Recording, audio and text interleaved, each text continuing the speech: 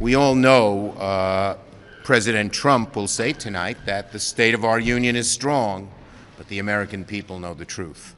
On the economy, health care, governance, foreign policy, it's abundantly clear that the Trump administration has been failing the middle class in this country. What is the state of the Trump economy? Failing the middle class. What is the state of the Trump health care system? Failing American families. What is the state of the Trump administration? Chaos.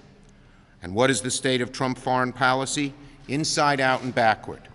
On the economy, wealthy shareholders, corporate executives cashed in from the Trump GOP tax law. American workers are left holding the bag.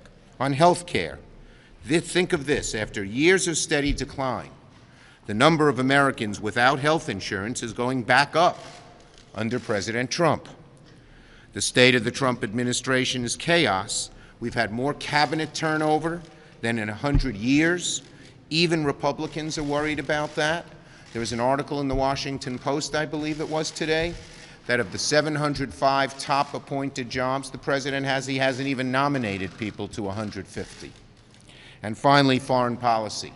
We seem to chastise, criticize, and even humiliate our allies and embrace our enemies, such as Russia, China, and North Korea.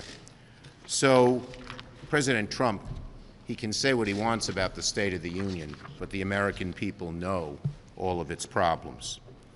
And these are not the only challenges we face, but the state of our union is in need of drastic repair. For the last 2 years, the White House previewed addresses to Congress, and each time they emphasized unity, bipartisanship, reaching across the aisle, and the next morning, President Trump forgot all of that. We hope it won't happen again. Every year, the president wakes up and discovers that the desire for bipartisanship and unity is ephemeral. He doesn't really feel it. He's told he's supposed to say it at the State of the Union, and then it's gone. So if President Trump calls for a new era of bipartisanship, forgive me. We're going to wait to see if he's serious this time. Because if past States of the Union are prologue, the desire for unity will evaporate as soon as the headlines have gone to print.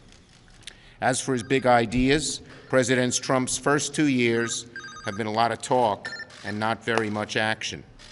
In every address to Congress, President Trump makes lofty promises and then drops them. He's failed to deliver on prescription drugs, infrastructure, paid family leave, North Korea, immigration, manufacturing. And what about that $4,000 raise every family was going to get because of the tax cuts? So when President Trump tonight makes bold, popular promises, I'm not buying it, and the American people won't either.